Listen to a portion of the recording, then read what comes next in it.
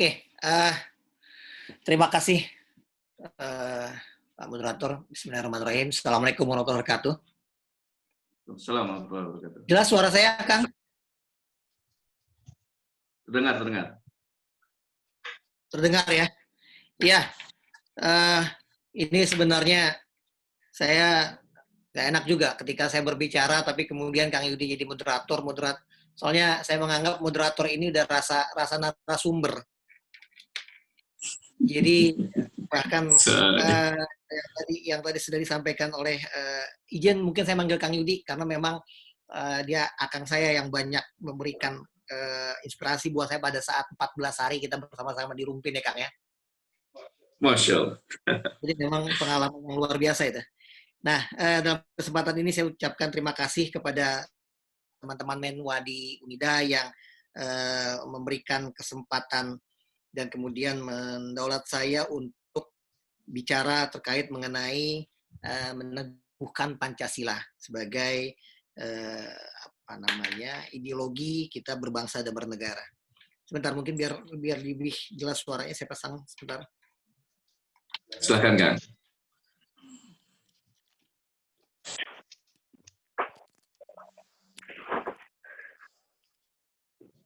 Ya, yang saya hormati juga di sini ada narasumber dari Universitas Pakuan, Ibu Mahipal.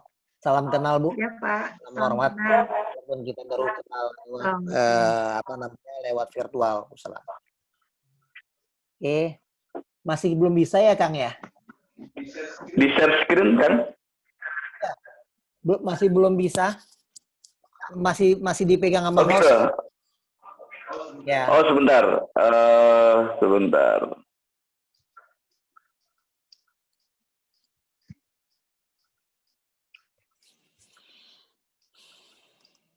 Oke, sudah, Kang. Sudah, Kang. Oke, silakan.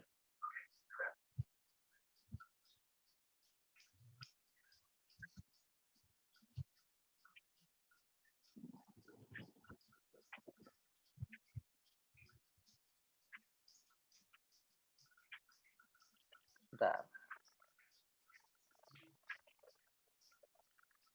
Oke. Iya. Kita hari ini di slideshow kan? Kenapa? Di slideshow. Ini jelas tapi kan? Jelas. Jelas ya. Seperti ini nggak apa-apa kan, Kang? Bisa ya? Boleh, silakan. Ya. Kita hari ini bicara mengenai Pancasila. Dan ini kita pun juga sedang diuji hari ini. Di mana kita diuji apalagi terlebih juga di tengah pandemi. Di tengah pandemi COVID-19.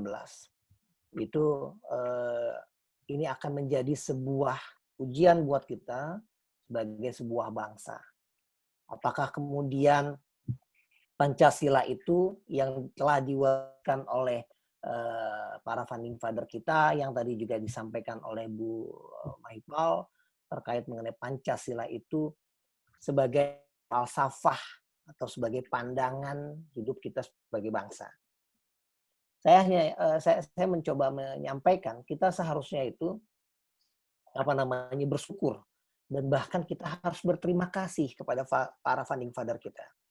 Kenapa kayak saya katakan kita harus bersyukur dan kemudian kita harus berterima kasih kepada mereka?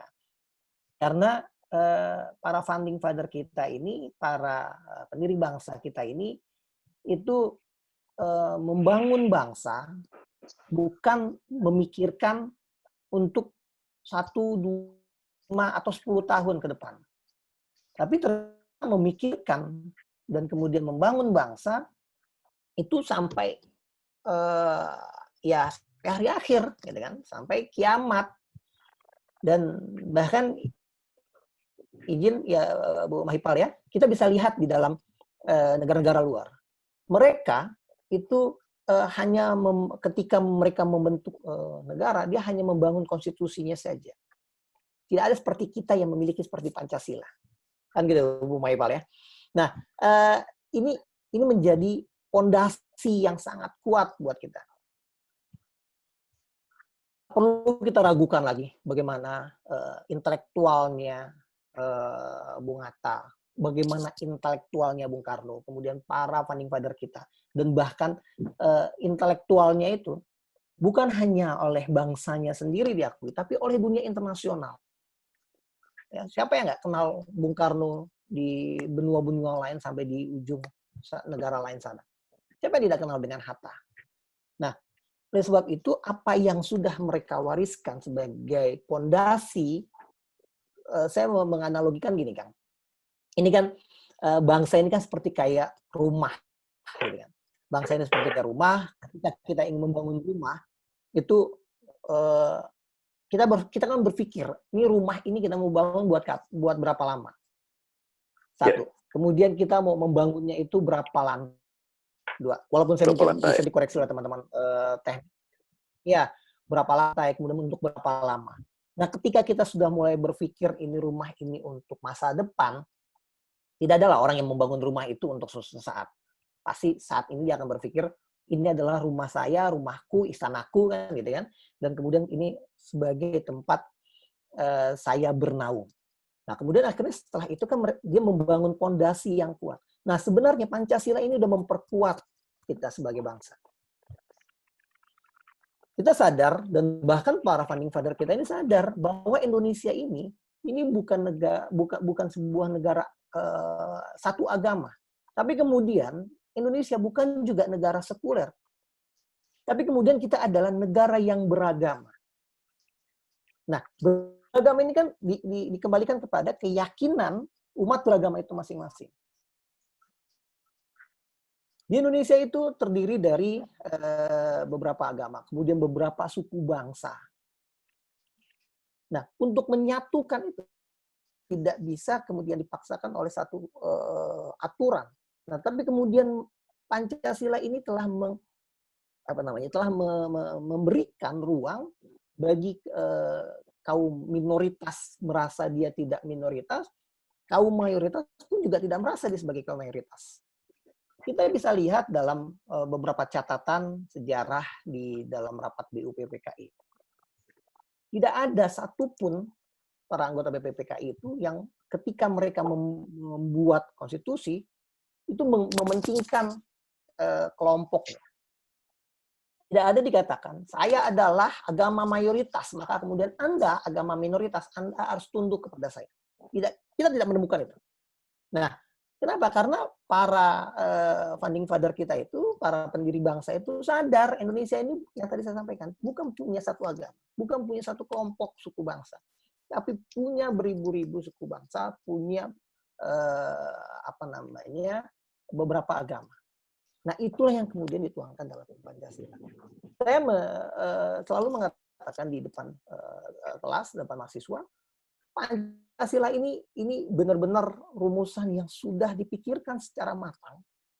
Dan bahkan bukan hanya matang secara intelektual, matang secara kesolehan yang dimiliki oleh para pembentuknya. Bagaimana nggak matang?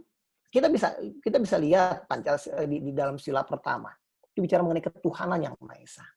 Artinya ketika kita ingin memulai sebuah gerakan, ketika kita ingin memulai sebuah kebijakan, kita harus sadar kita adalah umat beragama. Kita harus sadar kita ini ada karena kehendak Tuhan. Tadi Bu Maipal juga jelas kita ini sebagai makhluk Allah. Walaupun memang ya kita karena orang tua, tapi kemudian kalau bukan karena kehendak Allah, kita nggak akan bisa nikmati apa yang ada saat ini. Nah, kemudian saya ingin mengatakan, apakah kita sudah meneguhkan Pancasila sebagai ideologi negara dan falsafah kehidupan bangsa bernegara? Ini harus dikembalikan kepada diri kita. Oleh sebab itu makanya sikap dan perilaku warga negara yang dijiwai oleh kecintaannya kepada NKRI yang berdasarkan Pancasila dan Undang-Undang Dasar di dalam menjamin kelangsungan hidup bangsa dan negara.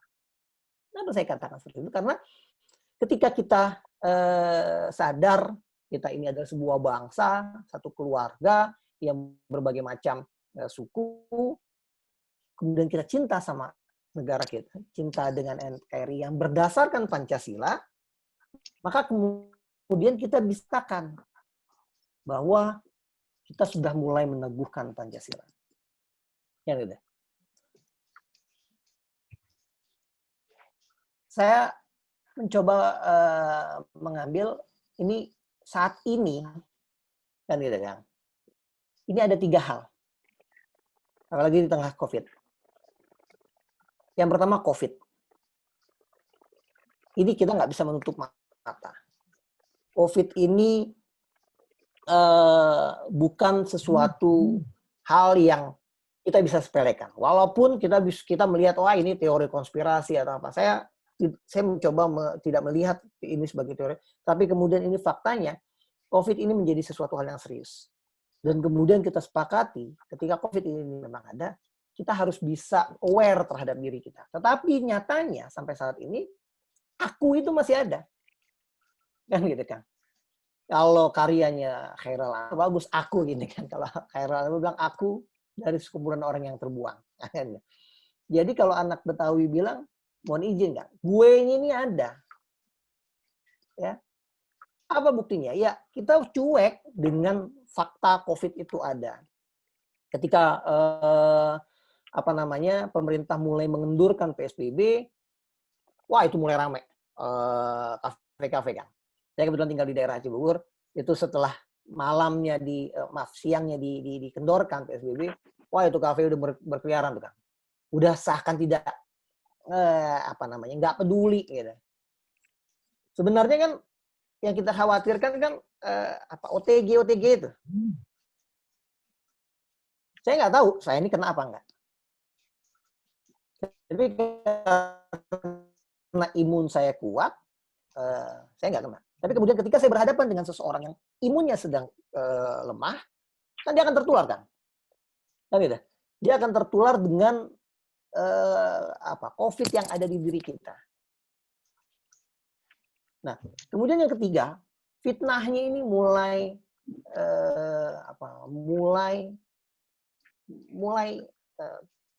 kayak nggak ada, kita kayak udah nggak peduli.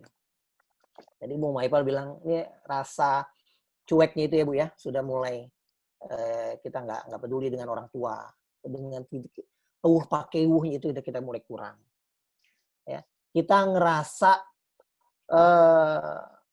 hanya karena kita punya handphone, kemudian gadget ini bisa mendapatkan semua informasi, kita udah seakan-akan itu kita tahu nih dunia.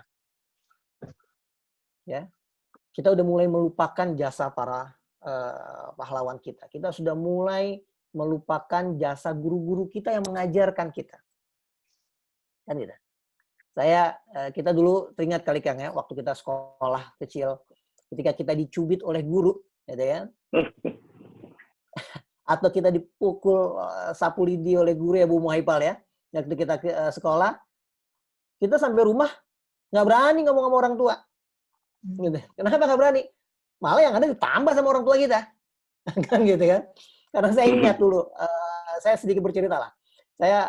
Saya sama dengan Bu Muhaipal. Saya agak malas juga untuk baca, lebih seneng ngedenger, kemudian seneng cerita ketika lagi ngaji gitu kan. Guru ngaji saya itu udah siap, selalu siap, lidi satu di sampingnya. Ketika saya salah ininya, itu kena air kan. Saya pernah satu waktu cerita sama bapak saya. Kemudian bapak saya dengan santai masuk ke kamar, dipukul lagi sama dia. Kemudian diajarkan. Bahkan guru ngaji saya bilang, ini bukan karena saya benci sama kamu, tapi kemudian saya mengajarkan kepada kamu ini atas kepatuhan, atas ketaatan apa yang harus kamu lakukan. Kan gitu. Nah, tetapi saat ini kita bisa lihat faktanya. Ya kan? Ketika ya saya nggak tahu lah siapa yang salah gitu ya. Ketika anak itu dipukul atau dicubit oleh gurunya, dia pulang ke rumah, orang tuanya kemudian datang ke guru. Bahkan kemudian mengajukan gugatan ke polisi. Nah, hal ini yang sebenarnya kita rasakan ini mulai kendor. Padahal sekali lagi sebenarnya apa yang dilakukan oleh guru-guru kita itu dia ingin mengajarkan kepada kita nilai-nilai norma, nilai-nilai dasar bahwa nanti kalian itu hidup bukan untuk diri kalian sendiri. Kalian hidup bermasyarakat, berbangsa, kan gitu. Kalian ya kalau bahasa bahasa milenialnya, kalian ngerumpi gitu kan.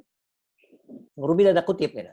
Bukan ngerumpi yang negatif. Ya ini kan kita kayak sekarang ini izin saya mengatakan ini kan kita sedang memasuki mazhab zooming Bu Mahipal. Bukan hanya mazhab Hanafi atau Hambali, tapi kemudian kita masuk mazhab zooming. Kenapa mazhab zooming? Karena kita semua berkumpul namanya Zoom. Kita semua berbicara mengenai satu topik dengan topik yang lain dalam satu ruang yang namanya Zoom. Dan kemudian kita tidak boleh menutup mata. Itu adalah faktanya. Ya, gitu kan? Dan kita memang harus menerima, kita harus siap. Tapi kemudian balik kepada diri kita. Kita ingin apakah kita ingin menjadikan teknologi itu untuk menghancurkan umat beragama atau ingin menghancurkan umat atau tidak? Saya tertarik, Kang, izin kemarin waktu diberi kesempatan sebagai penanggap di seminar nasional di Lemhanas kemarin. Itu Prof. Reinhardt itu mengatakan hari ini kita ini sedang memasuki perang kelima, Bu Mahipal. Jadi bukan perang dunia pertama, perang dunia kedua, tapi kemudian Prof. Reinhardt itu mengatakan sudah masuk perang dunia kelima, kan. Perang ke dunia ketiga itu tentang perang dingin, gitu kan. Nah kemudian ketiga itu ekonomi, keempat itu IT, karena ternyata memang benar. Ketika IT ini berkembang, ketika ini kita masuk kepada poin itu seperti tidak ada ruang, batas, dan waktu. Orang bisa dengan mudah melakukan narasi-narasi sesuai dengan hatinya. Bahkan yang ngerinya, yang saya tangkap dari Prof. Reinhardt kemarin, ini tidak ada yang benar-benar bisa mengedit kalimat itu. Kita dengan mudah membuat status gitu kan, apalagi kaum milenial ya, teman-teman mahasiswa ya. Itu kalau pengen nge-vlog gitu kan, kita bisa nge-vlog aja sesuai dengan yang kita mau. Terus kemudian netizen marah, biarin aja, malah itu sebenarnya untuk naikin konten kan gitu. Jadi sengaja cari konten yang negatif untuk menaik grade-nya dia. Nah, hal ini yang sebenarnya kita harus aware sama diri kita. Bangsa lain aja bisa kok. Kan gitu. Bangsa lain aja bisa untuk memproteksi di negaranya. Ambil contoh seperti Cina. Ya. Ambil contoh seperti Prancis. Waktu 2017 saya sempat mendampingi teman-teman mahasiswa melakukan studi banding ketiga negara. Itu ada Belanda, Inggris, Belanda, Belgia, dan Prancis. Itu ada seharian kita istirahat, saya di kamar, saya mencoba lihat-lihat film, Kang. Gitu kan?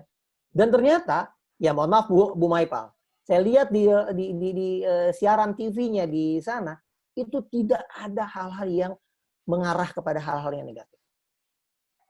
Saya coba nih, mungkin ntar malam gitu kan. Ternyata nggak ada juga. Prancis yang katanya negara sekuler, tapi bisa melindungi bangsanya dengan hal-hal yang negatif. Cina yang katanya negara komunis, tapi kemudian bisa memproteksi hal-hal yang negatif itu. Nah, kenapa kita menjadi bangsa yang katanya bangsa beragama, kemudian kita punya Pancasila yang luar biasa, sangat amat luar biasa saya katakan, tapi kemudian kita seakan nggak beragama, kita seakan nggak peduli dengan satu sama lain. Kita seakan lebih mementingkan kontennya kita, gitu kan, dalam membuat dalam nge-vlog, kemudian dalam buat status suka kita, bahkan kemudian kita curcol di Facebook ya, Kang ya, sesuai dengan kehendak kita. Nah, inilah yang kemudian fitnah. Nah, inilah yang saat ini yang kita ada. Sebenarnya jika kita sadar dengan nilai Pancasila yang telah diwariskan oleh orang tua kita, yakinilah 3 hal ini kita bisa lewati dengan cepat. Ya, kita nggak berlarut-larut, gitu kan? angka nggak terus naik, angka yang terdampak dari COVID. Karena kita udah aware, ya. Kita udah siap dengan diri kita. Kita udah aware. Bayangkan aja, luar biasa kan. Salah satunya tentang ketuhanan yang Maha Esa. Kemudian yang keduanya, kemanusiaan yang adalah beradab. Ingin menciptakan manusia itu sebagai manusia yang beradab. Ya. Kemudian yang ketiga tentang persatuan. Untuk kita saling kuat, saling bersatu. Keempat, kerakyatan, ya kan? Itu kita musyawarah. Jadi bukan karena ego sentris atau ego gue-nya itu yang ditampilkan, tapi musyawarah. Dan kemudian yang kelimanya keadilan sosial. Jadi artinya terkait mengenai Pancasila itu benar-benar founding father kita itu ingin menjadikan kita menjadi manusia yang beradab. Jadi manusia yang berakhlak.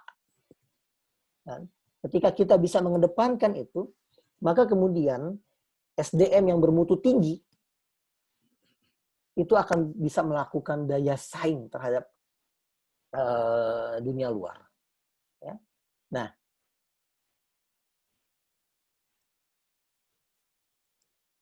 ini kejadiannya nih, Kang. Kejadian hari ini. Dulu kita bolos lompat pagar ya, Kang.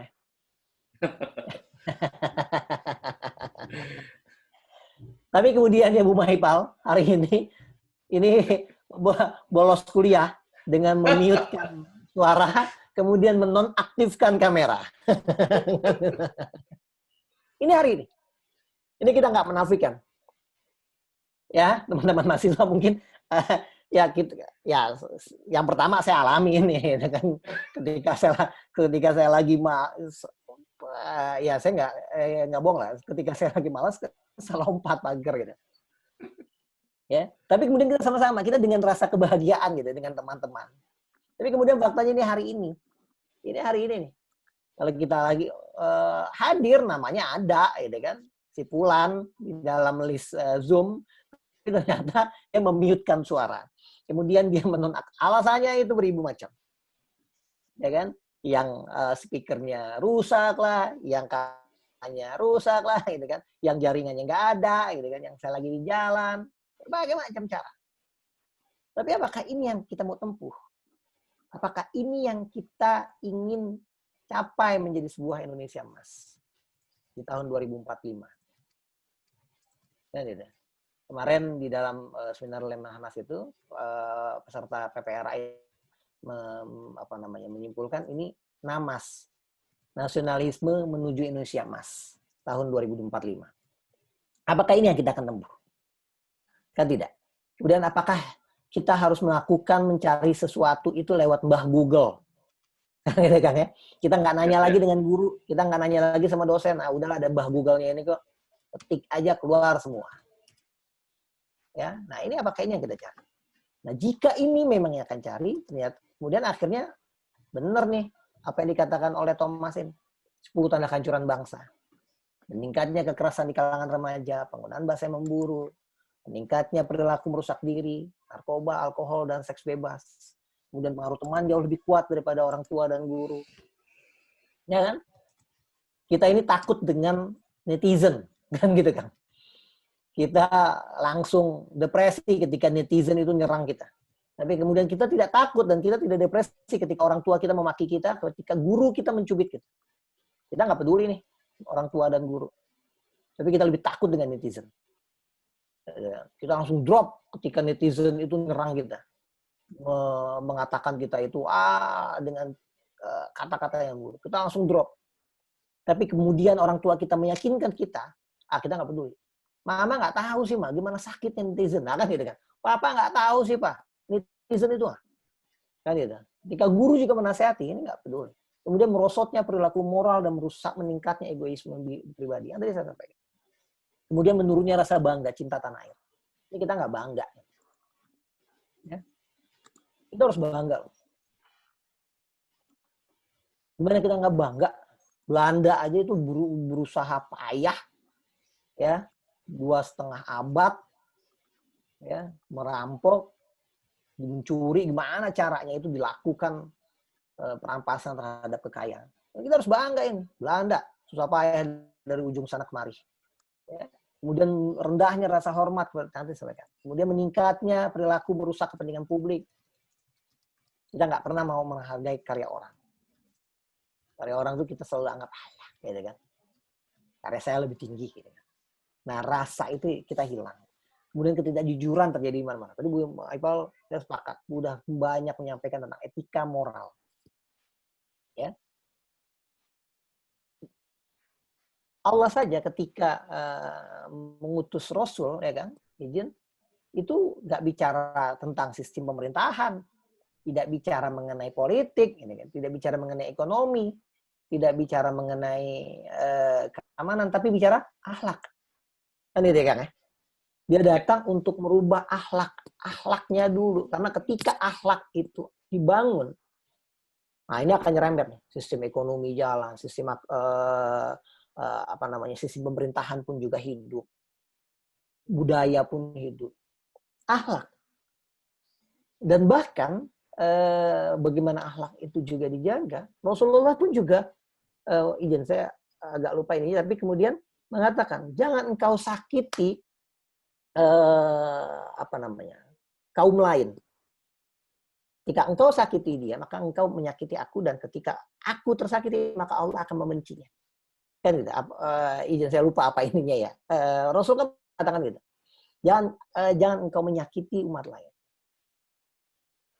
Umat lain ini di luar Islam. Nah, bagaimana Rasul nggak ngejaga ini? Nah, sebenarnya ini udah dijalankan oleh founding father kita lewat Pancasila itu. Melindungi semua orang. Ya, melindungi yang kaum minoritas, melindungi orang yang mayoritas, saling menghormati satu sama lain. Nah, ini yang sebenarnya harus kita jaga. Nah, oleh sebab itu, maka kemudian ini menjadi ancaman buat kita. Dan semuanya ada di Indonesia. Ini kita lagi dilirik. Tanpa kita sadar, kita lagi dilirik. Karena memang iya, menghancurkan Indonesia. Tahun 2010, ya, salah saya sempat membaca, menghancurkan Indonesia itu tidak lagi dengan agresi militer. Tetapi menghancurkan Indonesia dengan proxy war, dengan pihak tiga. Ya kan? Dengan IT, dengan pendidikan, dengan budaya, dengan agama, dengan membangun narasi-narasi yang negatif.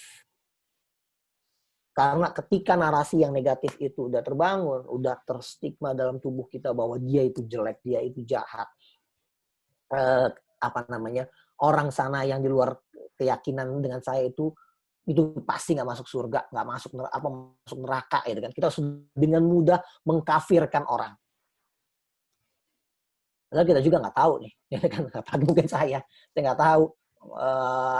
Jangankan kita, ya kan, Rasulullah aja walaupun sudah dipastikan oleh Allah akan masuk surga, tapi selalu berdoa, selalu membuat kebaikan-kebaikan untuk semuanya. Ya. Bahkan ada satu riwayat, ini kalau memang salah juga bisa diperbaiki, sempat ditanya sama sahabat, kenapa engkau masih sholat, kenapa engkau tetap masih zakat ya Rasul, sedangkan engkau sudah pasti dijamin oleh Allah masuk surga. Nah, tapi kemudian akhirnya Rasul bilang, ya ini karena saya manusia, Rasulullah gitu. Memberikan bahwa Allah adalah pemilik surga dan neraka. Bukannya kita pemilik surga dan neraka. Nah, beda kalau misalkan di kelas ya, Kang. Pemilik nilai itu dosen ya, Kang. Betul. Ya, Bu Mahipal ya. Tetapi kemudian dosen pun juga nggak bisa sewenang-wenang gitu kan. Harus tetap dengan nilai yang objektif. Nah, seperti itu. Nah, oleh sebab itu, hukum itu harus ada. Cara paling memungkinkan untuk melindungi individu, kepentingan individu yang ada di dalam masyarakat dan negara adalah melalui konstitusi. Dan dengan demikian, keberadaan konstitusi dalam suatu negara adalah ya. Nah, Hamid atau Mimi, saya coba mengutip, ini mengatakan, ini kalau sebagai negara yang modern, itu pasti akan menyebutkan sebagai negara berdasar atas hukum. Pancasila pun juga sebenarnya itu hukum. Tapi kemudian dituangkan lebih jelas oleh konstitusi kita di Undang-Undang Dasar 45. Falsafah itu, landasan itu. Ya. Fondasi kita. Ketika kita ingin beranjak, ingatnya ada Pancasila. Ya. Nah, lanjut, saya coba mengutip apa yang dikatakan oleh Dan Black. Ini mengatakan asas legalitas. Kemudian perlindungan HAM, pemerintahan terikat pada hukum. Kemudian monopoli, paksaan pemerintah. Jadi artinya ya pemerintah harus memberikan kepastian hukum. Kemudian pengawasan hakim yang merdeka. Lanjut, kemudian ini prinsip demokrasi. Tapi bukan berarti kemudian ini rumah saya, boleh dong saya bebas jenggrang-jenggreng gitu ya Kang. Tapi kemudian kita lupa tetangga kita lagi berduka. Apa itu yang namanya demokrasi? Oh tidak. Saya selalu mengatakan demokrasi batasan. Ya. Saya selalu mengatakan demokrasi batasan.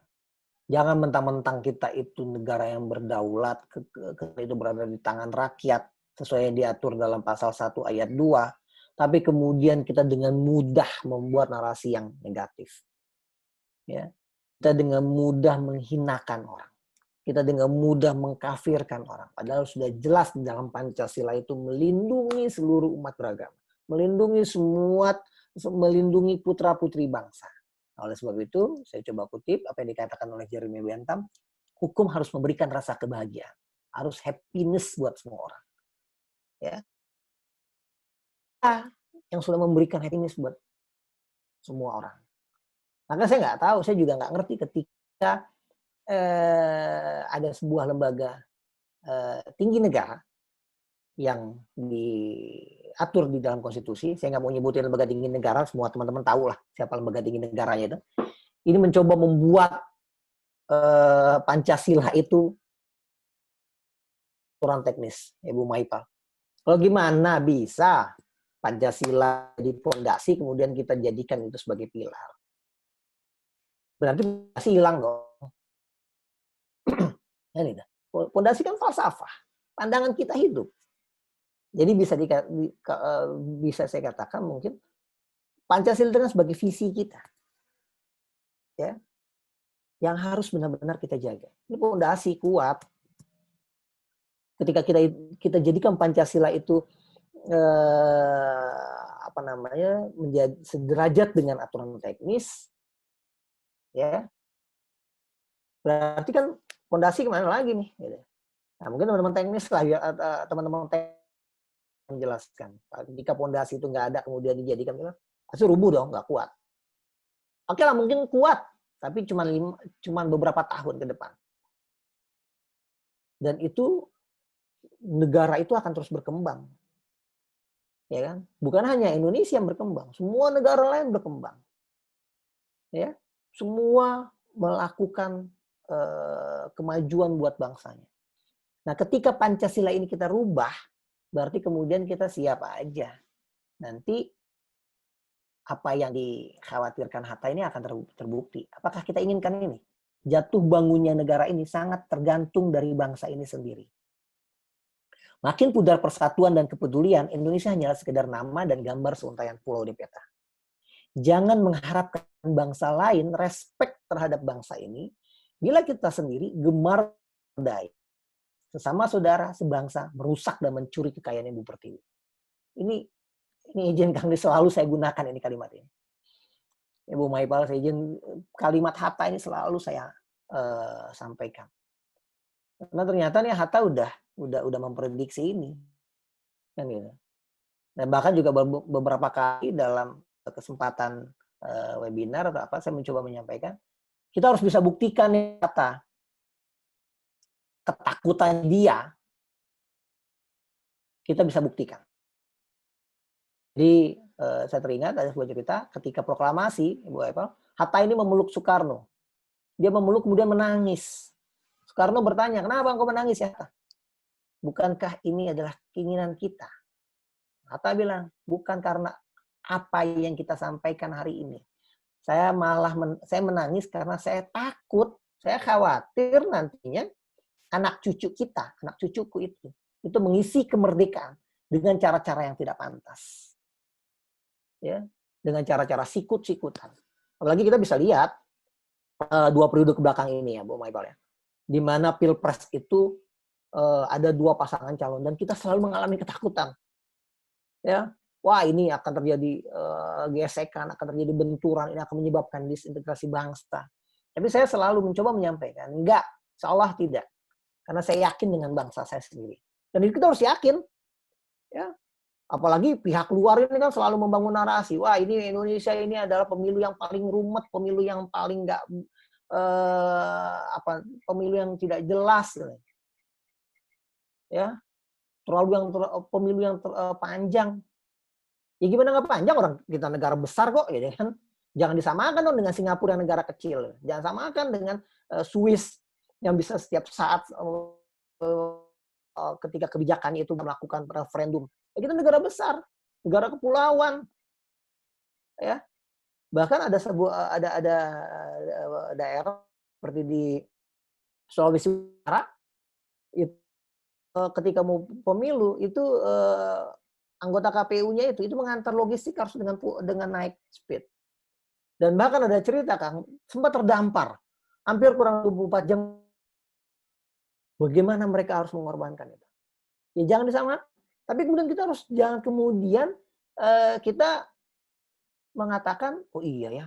Kemudian kita malah membenarkan apa yang orang luar itu katakan. Ya. Kita harus bisa menjadikan sistem pemilu itu yang yang rumit itu, tapi kemudian pemilu itu sebagai wadah dalam membangun bangsa. Ya. Nah, kita hari ini pun juga mahasiswa, menwa, saya senang, gitu kan, apalagi semangat nasionalismenya juga pasti ada. Kita harus jaga ini keutuhan ini. Etika yang tadi sudah disampaikan Bu Mahipal itu memang penting. Karena kalau ketika kita berbicara, nah oleh sebab itu saya coba membuat negara dan politik merupakan satu tarikan nafas dengan agama. Satu roh yang tidak dapat dipisahkan. Jadi ketika kita ingin bernegara, ketika kita ingin berpolitik, tapi kemudian kita abaikan agama. Ya. Kita nggak jadikan agama itu menjadi pegangan hidup kita. Jadi kalau kita lupakan agama, maka ya saya analogikan kita seperti manusia, ya, jasad dengan roh. Ketika sang pemilik ruh itu Allah ingin mengakhiri kontrak kita di buminya Allah ini, maka kita tidak bisa lagi disebut, yang ada kita disebut mayit.